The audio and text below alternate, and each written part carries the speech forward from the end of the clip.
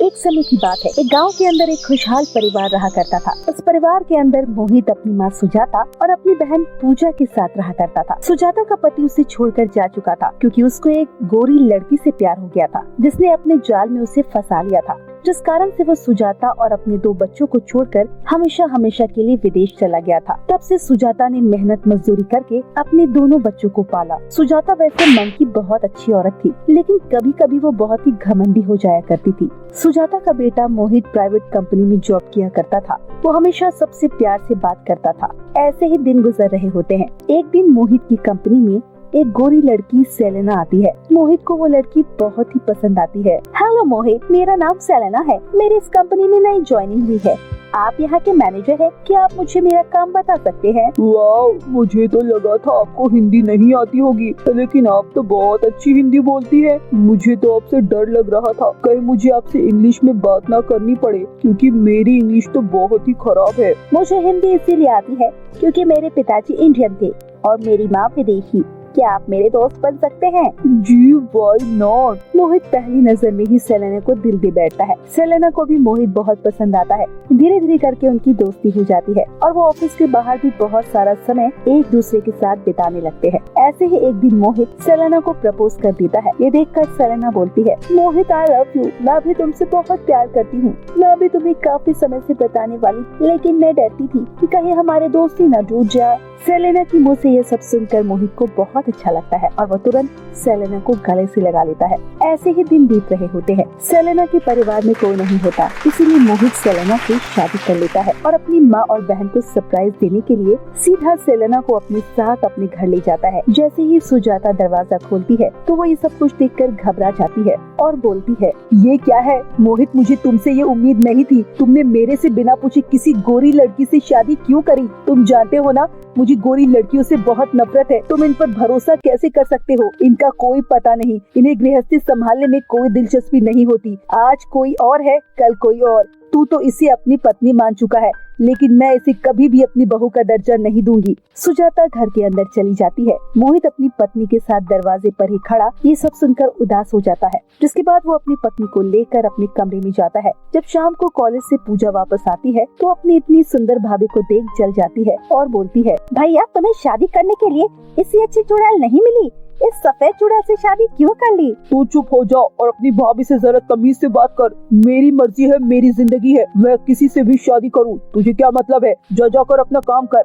मोहित, ये क्या हो रहा है? तुम्हारे घर में सब लोग पता नहीं क्या क्या मुझे बोल रहे हैं। तुमने अपने घर में किसी को भी नहीं बताया था क्या हमारे बारे में? तो नहीं सेलेना, मैं तुमसे प्यार करता था, इसीलिए मैंने तुमसे शादी कर ली। अगर मैं माँ को सब कुछ बताता तो वो कभी हमारी शादी नहीं होने देती। मुझे लगा शादी होने के बाद माँ सब कुछ समझ जाएंगी और तुम्हें प्यार करने लगेंगी, लेकिन यहाँ तो कुछ और ही हो रहा है। लेकिन तुम बिल्कुल भी चिंता मत करो, मैं घर वालों को मना लूंगा और सब कुछ ठीक हो जाएगा। ऐसे ही दिन बीत रहे होते हैं। एक दिन अचानक से सेलेना को खून की उल्टी होती है। जैसे तैसे मोहित सेलेना को अस्पताल में भर्ती कराता है, जहाँ पर पता चलता है कि सेलेना को कैंसर नाम की बीमारी है, जिस कारण से अस्पताल वाले उसके सारे बाल काट देते हैं। कुछ दिनों के बाद आराम आने पर सेलेना घर आती है। जैसे ही सुजाता और पूजा सेलेना को गंजा देखते हैं तो वो दोनों हैरान रह जाते हैं। उतने में ही पूजा जोर जोर से हंसने लगती है। अरे भैया, तुम्हारी गोरी मैडम तो हॉस्पिटल गई थी, कहीं गलती से हॉस्पिटल वालों ने इनके बाल तो नहीं उड़ा दिए?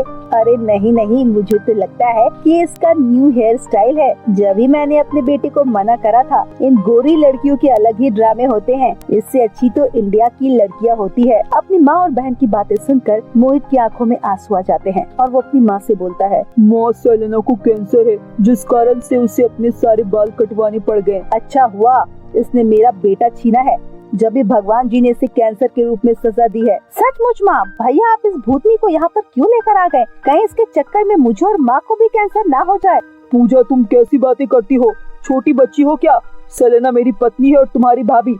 तुम्हें शर्म नहीं आती अपनी भाभी के बारे में ऐसी बात करते हुए? मोहित बोलता ही रह जाता है। तभी उसकी माँ और बहन दोनों चले जाते हैं। चलो सेलेना, हम कमरे में चलते हैं। लेकिन अगले दिन से ही पूजा और सुजाता सेलेना के ऊपर अत्याचार करना शुरू कर देती है। वो दोनों माँ बेटी सेलेना से सारा घर का काम कराती है और ऊपर से उसे खरी खोटी भी सुनाया करती। अगले दिन सुबह सुबह सेलेना के हाथ से एक कांच का ग्लास टूट जाता है। तब ये आवाज सुनकर दौड़ी दौड़ी सुजाता आती है। तेरी आंखें फूटी हुई है क्या? दिखाई नहीं पड़ता जो इतना महंगा ग्लास तोड़ दिया? रुक जा, मैं तुझे अभी डंडे से पिटाई लगाती हूँ। ऐसा बोलकर सुजाता सेलेना को जोर जोर से पीटने लगती है। तभी वहाँ पर पूजा आती है और बोलती है, माँ क्यों मार रही हो इसे? कहीं आप भूल तो नहीं गई कि इसे कैंसर की बीमारी है? ये बीमारी आपको ना लग जाए, इसीलिए छोड़ दो इसे। अरे मैं तो भूल ही गई थी, अभी जाकर नहा लेती हूँ। मैंने इसका हाथ पकड़ा था, कहीं मुझे बीमारी ना लग गई हो। माँ नहाइएगा बाद में, सबसे पहले तुम जाकर इस नालायक को घर से बाहर निकालो, क्योंकि अगर ये हमारे घर में रहेगी तब हमें कैंसर की बीमारी हो सकती है। इसलिए लगे हाथ इस कचरे को भी बाहर फेंक दो। पूजा की ऐसी बात बोलने के बाद सुजाता सेलेना को धक्के मार के घर से बाहर निकाल देती है और अपने घर का दरवाजा बंद कर लेती है। बेचारी सेलेना भी वहाँ से चली जाती है क्योंकि उसे कोई भी सहारा नहीं मिलता है। सेलेना चलते चलते एक झोपड़पट्टी के पास आ जाती है और उस झोपड़पट्टी के अंदर चली जाती है। अंदर जाकर वो उस झोपड़पट्टी के अंदर आराम करती है। आराम करते करते कब उसकी आंख लग जाती है उसको पता ही नहीं चलता है। तभी वहाँ पर एक परी प्रकट होती है और अपनी जादुई शक्तियों से सेलेना के बारे में सब कुछ जान लेती है। उसके बाद वो एक जादुई प्रकाश प्रकट करती है जिससे सेलेना के सर पर जादुई गोल्डन बाल आ जाते हैं और उसका कैंसर ठीक हो जाता है। अब ये हमेशा खुश रहेगी, मेरा इस बच्ची को वरदान है। इतना कहकर परी गायब हो जाती है। जब सुबह सेलेना की आंखें खुलती है तो उसे अपने सर पर कुछ भारी महसूस होता है। जैसे ही वो अपने सर पर हाथ लगाती है, अरे ये क्या, अचानक मेरे सर पर बाल कैसे आ गए? मुझे तो यकीन नहीं हो रहा, ये तो सोने के बाल लग रहे हैं। मैं अपना बाल बेचकर कुछ खाने पीने की चीजें लेकर आती हूँ। ऐसा सोचकर सेलेना बाजार की तरफ चली जाती है जहाँ पर उसे मोहित मिलता है जो अपनी पत्नी को ढूंढ रहा होता है। सेलेना को देख वो तुरंत उसे पहचान लेता है और उसके पास जाकर बोलता है, सेलेना तुम कहाँ चली गई थी? शुक्र है तुम मुझे वापस मिल गई। मैं तुम्हें कल पूरी रात से ढूंढ रहा हूँ, तब जाकर तुम मुझे मिली हो। मेरा कम से कम ध्यान रख लिया होता।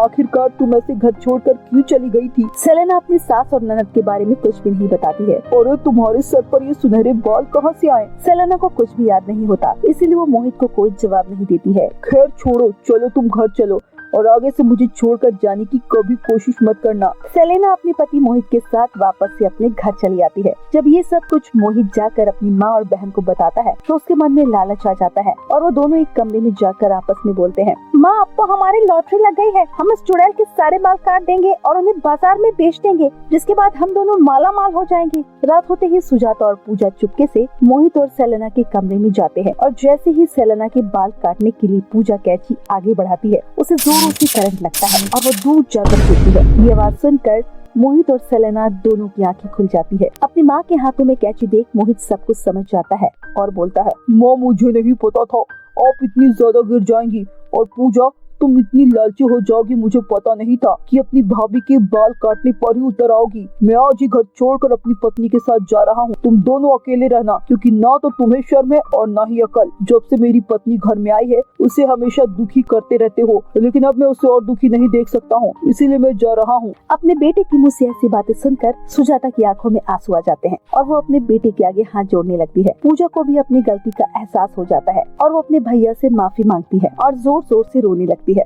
ये सब कुछ देखकर मोहित का दिल पिघल जाता है और वो पूजा और अपनी माँ को माफ कर देता है, जिसके बाद सुजाता अपनी बहू को गले से लगा लेती है और उससे माफी भी मांगती है। पूजा भी अपनी भाभी से माफी मांगती है। सेलेना अपनी ननद और सास को माफ कर देती है, जिसके बाद सभी परिवार वाले हंसी खुशी से एक साथ रहते हैं। तो मेरे प्यारे दोस्तों, कैसी लगी आपको हमारी ये कहानी? हमें कमेंट करके जरूर बताएं। कहानी अच्छी लगी हो तो वीडियो को लाइक और चैनल को सब्सक्राइब करना ना भूले। फिर मिलती हूँ आपसे मजेदार इंटरेस्टिंग कहानी के साथ। तब तक के लिए बाय बाय दोस्तों।